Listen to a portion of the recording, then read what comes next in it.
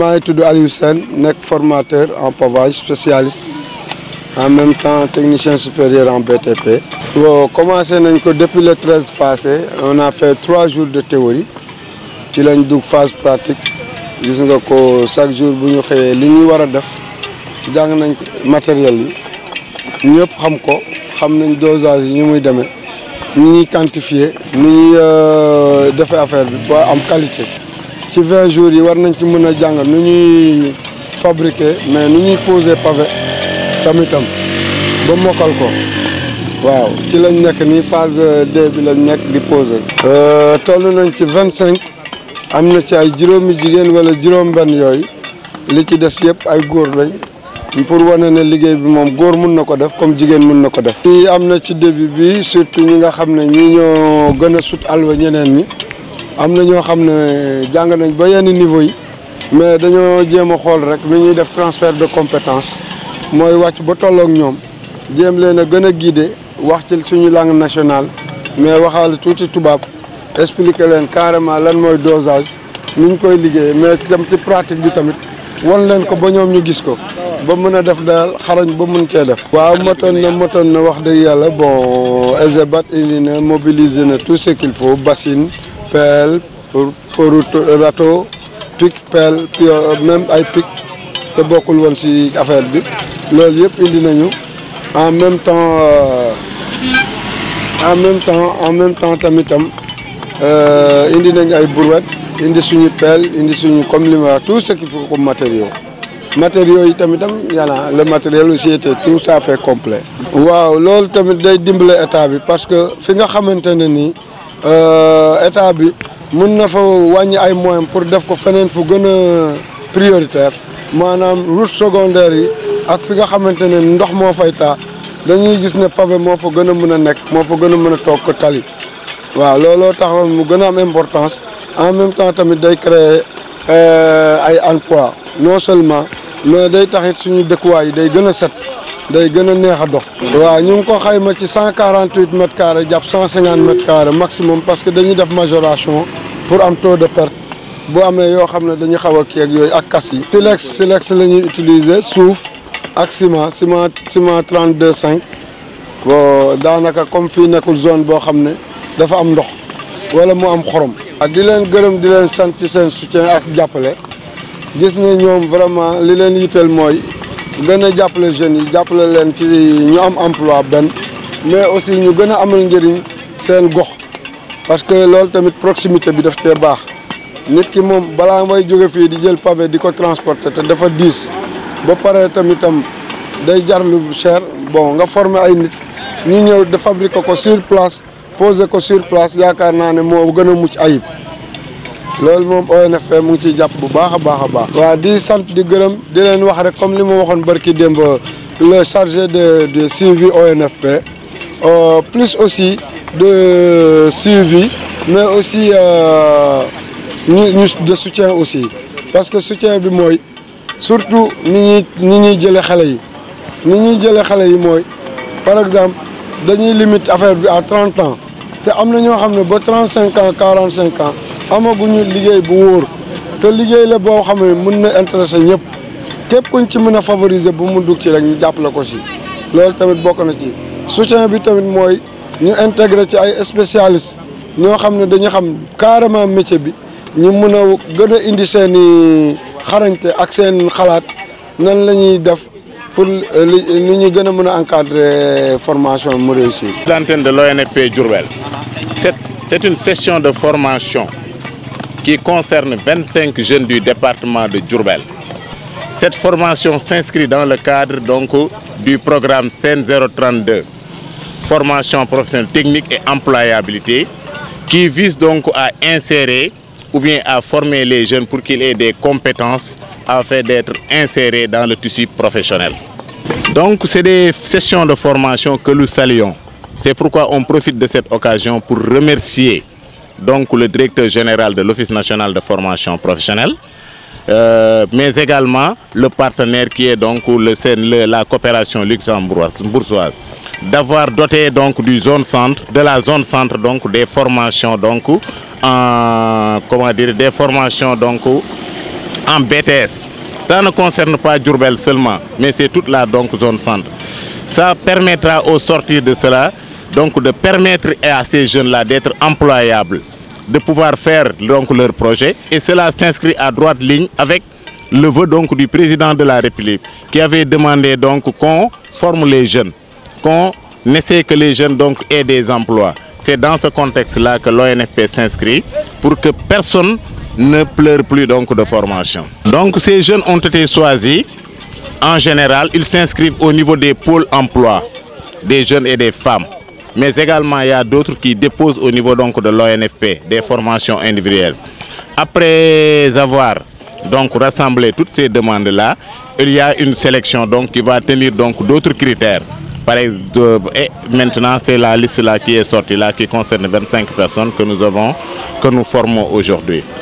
Ils vont devenir des ouvriers qualifiés en pavage, donc de la 6e catégorie de la convention collective donc des bâtiments et des travaux publics en vigueur au Sénégal. Effectivement, il y a donc des suivis, parce que comme je vous avais dit ça, aujourd'hui l'ONFP ne reste seulement donc sur la formation. Il y a l'insertion également qui suit. Après cette formation-là, on va essayer de trouver des voies et moyens pour que ces bénéficiaires puissent insérer dans le tissu professionnel. Non, tout simplement demander aux jeunes de se rapprocher des structures de formation pour leur dire qu'aujourd'hui, on ne peut pas avoir donc de financement ni donc de travail sans avoir une qualification professionnelle. Mbaye Sena nekk fii ci antenne de Diourbel ONFP féete ci lépp lu jëm ci wàllum suivi formation yi waaw ñu ngi fi nag depuis pratiquement def nañ fi 1 an et quelque ONFP nekk fi ñu déployé ko dans la zone centre du Sénégal muy la région de Diourbel en particulier ñu nekk fii di fi déroulé ay formation yu am solo ci domaines yi yëpp daanaka mën naa ne bàyyiwuñu benn côté. Effectivement tey ñu ngi ñëw fii nii Diourbel di suivraat benn formation boo xam ne nii ONFP moo ko jëlaat jagleelaat ko ndaw ñi ci wàllum pavage nag ku ko dégg jamono yi ñuy wax ni ñu xam ne c'est un métier boo xam ne nii c'est un métier en essor ñëpp a ko soxla instant yi surtout au niveau des centres-villes. Diourbel tey bokk ci li nga xam ne masalan tey exemple bi rek mi ngi ni tali bii ñu jàkkaarlool nii tali la boo xam ne nii en pavé lañ ko defaree pavage moo ko defar nga xam ne kon pavage yematul ci buntu kër kese mais pavage dafa nekk métier boo xam ne yaatu na lool te ñëpp ko soxla tey ñu ñëwoon Diourbel di former un groupe de 25 jeunes yoo xam ne nii boo xoolee li ci gën a neex mooy am na ay jigéen bu njëkk dañ daan naan yenn métiers yi nii jigéen daaw koy def te mais tey boo xoolee sélection bi mu nekk une sélection paritaire boo xam ne groupe bi da nga ciy gis ay góor gis ci ay jigéen ñu nekk fi ànd koog un formateur boo xam ne ni délégué par l'opérateur Esabat boo xam ne c'est pas la première fois muy liggéey ak ONFP à chaque fois bu ñu àndee ak moom ci terrain bi satisfaction la ñuy am moo tax ñu am njort bu rafet ci formation bi nga am ñu ngi accompagner jeunes yi te leer nañu ne fii ak 25 jours yi bu jeexee kenn ku ci nekk boo delluwaatee sa kër di nga xam ne am na lu bëree bëri lu yokku ci yow ndax c'est ça l'importance de la formation. Évidemment parce que premier jour bi ba ma ñëwee tey ak niveau de travaux yi fi ñu toll tey am na différence bu mag boo xoolee diir bi ñu defal lii yëpp diiru boo ko xaymaatee bëriwul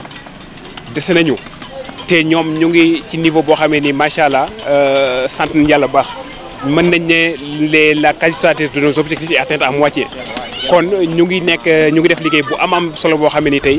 ku ñëw fii gis ndaw ñi ñu liggéey. nekk ñoo xam ne ni mën naa ne mosuñ leen formé ci métier pavage ñu dem ba toll ci moment bi defar liggéey bu am solo bi kon man mi nga xam ne maa ngi wàcc ci terrain bi di xool suivi bi moment yi may wax ak yow nii li ma fekk ñuy def tey muy tàmbalee pose pavé yi satisfaction totale lañ ci am instant bi ñun antenne de Diourbel. suñu kaddu gu mujj xanaa mooy di sant ki nga xam ne moom la ñu yàlla booleel ñu nekk à Diourbel muy le chef d'antenne di monsieur Mamadou Ndiaye ñu ànd ak moom liggéey bi. mu permettre ñu aussi liggéey bi à chaque fois bu ñuy génn dañu fexe ba teg ñu ci ay conditions yoo xam ne nii bu nekkul à 100% it ça va nous permettre ñu atteindre suñu objectif. di ci gërëm tamit ki nga xam ne mooy suñu kilifa ñun ñëpp di docteur Souleymane Soumaré ndax lii muy def à Diourbel dafa doon loo xam ne waa Diourbel dañ ko soxla yàgg ko soxla ndax un programme phare bu mel ni le programme formation professionnelle et technique et employabilité ciblé des zones comme la zone centre muy Diourbel. ak les zones nord les zones sud ak les zones périphériques urbaines de Dakar kon bu ci ndawi Diourbel amee cër rek loolu day wane ne fàttewul benn yoon waa Diourbel li ko war contrat bi ko war ak digganteem ak waa Diourbel mi ngi koy doxal te ñu ngi ñaan yàlla mission boobu mootale ko ñuy sant ñi nga xam ne ni ñooy bénéficiaires yi parce que seen engagement ci formation bi depuis boobu ñu ngi fi di góorgóorlu di farlu ba jamono bi ñu ñëw nii tey liggéey bi ñu fi fekk kenn ku fi jaar xam nga ne ñu ngi ci pas bu mag a mag ñu ngi def lu am solo te loolu dama koy firndeel fii attirer na attention yi ñu bëree bëri ba instant bi demande de formation yi may recevoir au niveau de l'antenne formation bi bokk na ci li ko attiré parce que il faut savoir que la formation fi ñu koy defee c'est un point très stratégique la route de Kaolack mu nekk ci benn yoon boo xam ne nii ñi koy emprunté dañuy bëri nit ñi romb nañu gis avec l'information ñu bëri instant bi ñu ko jaar antenne di dépôt de demande de formation dans le domaine ak yeneen surtout en informatique may leen di sant bu baax di leen gërëm. maa ngi tudd Serigne Cheikh Faye. waaw formation bi ni ñu ko gisee am si mbégte ak contentement bu baax a baax mu doon formation boo xamante ne aussi day améliorer li nga xamante ne mooy compétence mën la apporter li nga xamante ne mooy emploi mu doon depuis ñu commencé ko ba léegi mu am ci mbégte trop parce que depuis ñu nekk fi ba léegi aussi gis nañ équipe bi ni mu soudéwoo gis nañ compréhension bi daw. ci biir formation bi ñu jàppante nekk benn def benn union parce que loolu moo ñu may force bi ñu am te tamit di remercier waale ki nga xamante ne mooy waa EZBAT nga xam ne monsieur Tow moo leen fi représenté ñu doon ñu compréhensif aussi nekk ak ñun tegal luñ ñu xadar yéeguñ suñu kaw lu ñu def ñu accepté loolu parce que doon nit ñoo xamante ne ay nit ñu modeste lañ ak monsieur Sène mi nga xamante ne mooy formateur bi. loolu daal doon na loo xamante ne am nañ si mbégte bu baax a baax ndax ci biir formation bi aussi ñu ngi ciy xaar loo xamante ne xëyu ndaw ñu lay doon Diourbel ndax tey jii lii ñu formé doon na loo xamante ne ku ci xëyul ku nekk rek daf la neexul mais nag bëgguñu aussi ñu formé ñu ba pare toog di ñu seetaan bëgg nañ ñu defal ñu li nga xamante ne mooy accompagnement ndaxte ndaw Diourbel ñëpp bëgg a xëy mais yaakaar naa ne boo amul compétence mënoo xëy. yaakaar naa ki la formé ba pare nag dafa la xam-xam mu nekk sa bopp bi warul toog aussi di la seetaan war na la may accompagnement pour nga mën a di fabriquer bu du dara di fabriquer di jaay ay marché aussi bu duggee fi nga xamante ne mooy Diourbel ñu bàyyi xel ñi nga xamante ne ñooy doomu Diourbel parce que formé nañ ñu ba pare kon marché yi buy dugg ñu formé ñu ba pare ñu toog di seetaan yaakaar naa kon jarul ñu ñuy formé loolu it aussi ñu koy lancé waale appel ñu xam ne gars yi équipe bu dynamique mu ngi fi to formateur yi aussi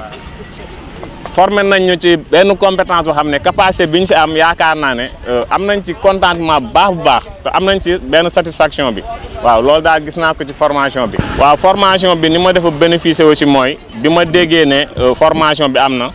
dama dem ba fi nga xamante ne mooy ONFP di office national def fa sama demande. ñu boole ma am chance aussi ñu boole ma si ñi nga xamante ne dañ leen a tànn ñu leen di remercier aussi parce que tamit gis nañ ne fi nga xamante ne fa nga war a dem pour bénéficier formation bi dem nañ fa yàlla dimbali ñu bokk si ñu tànn kon kooku dañ ciy sant yàlla bu baax a baax a baax. maa ngi tudd Fama Kanté Diop. formation bi nu ma ko gisee nee na rek la amal nañu importance te dañuy gën a yokk suñu xam-xam. amal nañu important amal population bi important parce que dinañ liggéey ndax suñu réew représenté Diourbel comme ni ko sama frère bi waxee rek fu mu toll nii moom compétent nañ gis nañ suñu bopp bu baax moo tax ñu ne nañ arrêté di commencé base bi. dañoo commencé ñiy jàngal di ne nii ngeen di def ñu topp si seen ndigal moo tax 3 jours rek ñu commencé defar suñu mool bi. bien sûr pare nañ pour utal suñu bopp liggéey dinañ am fit parce que waaw dañoo doon wax naan DG Soumaré ñoo ngi koy sant moom laa fàtte nuyu dañ ko doon wax ne jàngal ñu di ñu may jën chaque jour jàngal ñu nappee moo ko gën léegi ñun suñu am ay sànc ñun ñëppay suudewu jël suñu sànc bopp ñun ñëpp ñooy dem ut suñu marché moom la ñuy wax nii nañ ñu utal marché buñ ñu bàyyi dañuy seetaan nii ñuy demal ñuy chemin daal nekkat suñu nekkoon. déposé fu ñu paree nañ déposé rek dañoo déposé suñu kii aussi ONFP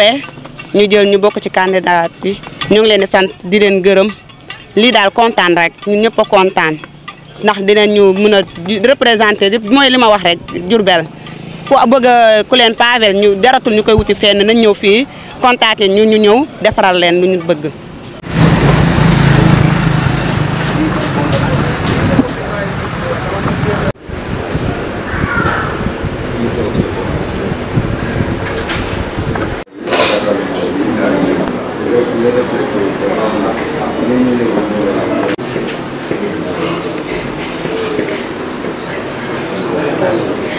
billahi mina sheytaani rajim. Vraiment formation bi maa ko sàkku woon ci ONFP ay jeunes maçon yoo xamante ne nii yu àndoon am benn ambition man ma nekk chef de chantier ma ne war naa mën a jàppale ak ñoom parce que pour marché pavage yi nga xamante ne nii ñu ngi am ci dëkk bi ñu mën a yor benn entreprise boo xamante ne nii dina si mën di bénéficier wu chaque jour te ma xam njëriñ gi nekk ci formation professionnelle ak ni ñuy liggéeyee ma dajale jeunes yu bëree bëri muy 25 ma dem sàkku ji formation pour ñu may nu ko vraiment bi nu ko mayee nag yëg nañ ci suñ bopp bu baax parce que lépp luñ ci doon sàkku lu nekk rek gañe nañ ko si am nañ ko si parce que muy xam-xam bi amal nañu njëriñ suñu paree nag ñu vraiment état jàppale nu moo nekk loo xamante ne ni lu am suivi la parce que jeunes Diourbel yi dañu xaw a sooxe trop ci côté liggéey parce que mesure de parti bi dawal Jakarta la ñuy def te formation bi nekk si ñu war cee mën a bénéficier wu lu bëree bëri may ñaan état mu continuer suivre lii nii teg nu loxo mën nu di nu jox ay marché ñu mën di liggéey parce que boo formé ay ndawit bàyyi leen ak seen diplôme te amul liggéey amul benn njëriñ lépp loo xamante ne nii ñu ngi ko ciy mébétit ñu jàppale nu teg nu loxo ba nga xamante ne nii lii dina mën a doon entreprise boo xamante ne nii bépp marché pavage bu fi génnati ci biir dëkk bi ñu fexe gañe ko di liggéey mën di ci dimbaliku di dimbali sunu njaboot ndax Diourbel lu dul marché Ndoumbé Diop bi nekku fi kon suñu gisee formation bi war ci mën a bénéfice wu dinañ ci bénéfice wu vraiment di sant ñi nga xamante ne nii ñoo jiite ONFP parce que gis nañu njëriñ bi nga xamante ne nii moom la ñuy liggéey ak ndaw yi nekk ci biir dëkk bi parce que lépp loo xamante ne nii yaa ngi ko fay daw di ko fa saako dinañ fexe jàppalante ceeg yow ba mu ñëw ñu ngi continuer nag di suivre formation bi parce que ñu ngi defaati demande yeneen i formation parce que bëri na fi ay jeunes ouvriers yu fi nekk yoo xamante ne nii bëgg nañu bénéficier wu ci formation yi suñu sañoon ñu gën koo renforcer gën koo yokkal ba nga xamante ne nii ndaw yu ci bëri dinañ mën di am seeni diplôme di mën di jëriñ seen bopp si ndaw yooyu vraiment dinañ mën di sàkku ay marché parce que loolu moo nekkoon avant mébétu formation bi moo taxoon ma sàkku ñaan ko parce que man mi chef de chantier la parce que def naa maîtrise u maçonnerie 26 ans ci kaw loolu noonu su ma amee ay appui yoo xamante ne nii dinañ nu ko jàppale rek dinañ mën a demander suñuy marché yu mag di ko gagné parce que lii chinois bi di jóge ji ba Siin di ñëw di nu defal tëli pavé ñun ñu mënal ko suñ bopp di ko liggéeyal suñ bopp yaakaar naa mooy njëriñu réew mi te bi may sàkku formation bi wit ci condition boobu dong laa sukkandiku woon pour sàkku formation bi te ndaw ñi fi nekk wit gëm nañ li ñuy def gëm goo xam ne nii parce que man 20 jours yëpp dama dagg samay chantier ñëw assister kook ñoom ànd kook ñoom di liggéey ak ñoom te xam naa ne jeunes yu engagé wu yu bëgg affaire bi ñoo ngi ci. waaw je me nomme Serigne Cheikh Faye bénéficiaire si formation bi nga xamante ne mooy formation pavage waaw ñu si am mbégte ak contentement bu baax a baax ci formation bi nga xamante ne ñi nga xamante ne mooy Luxdev ñoom ñoo ñu ko financé opérateur bi di EZABAT ak office national de la formation professionnelle bi nga xamante ne ñun fa la ñu demoon def suñu demande yàlla dogal ñu bokk si ñi nga xamante ne ñoom la ñu tànn. donc formation bi nag di formation bu intéressant ndax formation bi mu ngi durer 20 jours def nañ 4 jours théorie ak 16 jours pratique te ci biir théorie bi ak pratique bi yàlla dimbal nañ ñu xam nañ dosage bi dose normale bi xam nañ aussi surface yi nga xamante ne moom la ñu war a pavé métrage bi aussi nan la ñuy def pour pavé ko ak ñaata pavage lañ fi soxla ak dosage bi et tout ça technique boobu yàlla dogal na ne formateur bi taxaw na jàngal ñu loolu ñu maîtriser ko mu ànd ak ñun ci terrain ba fii nga taxaw sax ñun ñoo ko pavé kon yaakaar naa ne compétence bi ñu ci jëlee dañ ciy sant yàlla bu baax a baax ndax mën nañu créer emploi ndax yaakaar nañ ne fépp foo xamante ne amoo compétence professionnelle mënuñ laa créer benn emploi yàlla dogal na nag am nañ compétence boobu ñu ciy sant yàlla bu baax a baax ñun jeunesse bi nga xamante ne ñun ñoo dëkk fii di Diourbel di ci sant yàlla bu baax daal. muy compétence boo xamante ne aussi mën nañu apporter lu bëree bëri ci suñu avenir parce que loolu lañ doon xaar yor ay diplôme professionnel am yi nga xamante ne mooy ay marché di ko gagné di ko liggéey ndax li ñuy dem ba Dakar di fa jëlee ay nit pourquoi pas ñu jël ndaw ñi nga xamante ne moom lañ formé Diourbel bii ñu am compétence bi nga xamante ne compétence professionnelle la ci en pavage kon yaakaar naa tamit ñu lancer appel ñu jàppale ñu bàyyi ñu xel xam ne aussi créé nañ suñu benn GIE di ñaan nag ndimbal boo xamante ne nañ ñu may appui pour maanaam marché bu génnati aussi ñu jeune Diourbel muñ ci gis seen bopp parce que loolu moo taxoon ñu bàyyi suñu lépp ñëw def si formation bi nga xamante ne mooy formation pavage. naa la formation professionnelle bi nekk Diourbel waaw ñu leen di remercier bu baax a baax ndax gis nañ seen taxawaay fii si Diourbel gis nañ compétence bi ñu am ndax gis nañ ne maanaam dossier boo fa yóbbu dinañ ko traité normal te tamit gis nañ ni ñuy jàppalee jeunesse si Diourbel ci formation yi te yaakaar naa ne ñun jeunesse bi loolu lañ soxla ku ñu former ku ñu jàppale te ay différentes formations yi ñu fi def kenn xamul ni mu toll ñu leen ciy sant bu baax a baax di leen si gërëm parce que am nañ si mbégte ak contentement bu baax a baax. Et Vieux Ndiaye, chef d'antenne de l'ONFP de Diourbel. Donc cette session de formation en technique de pose donc de pavé au profit donc de 25 bénéficiaires du département de Diourbel a commencé le 13 octobre 2022 et qui se termine aujourd'hui le 4 novembre 2022 au profit donc comme je l'ai dit donc des jeunes sous l'assistance technique de l'opérateur EZEBAT donc pour le compte du programme CN 032 initié par la coopération luxembourgeoise donc formation technique professionnelle et employabilité donc qui vise donc à appuyer le gouvernement du Sénégal dans la formation professionnelle, surtout donc pour les jeunes. Et ces jeunes-là vont bénéficier d'un titre donc de qualification, donc de paveur classé à la 4e catégorie B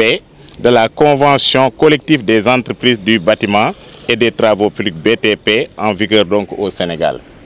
C'est une formation très importante donc pour les jeunes. Parce qu'au sortir de cette formation-là, les jeunes auront des compétences non seulement pour être employables, mais également pour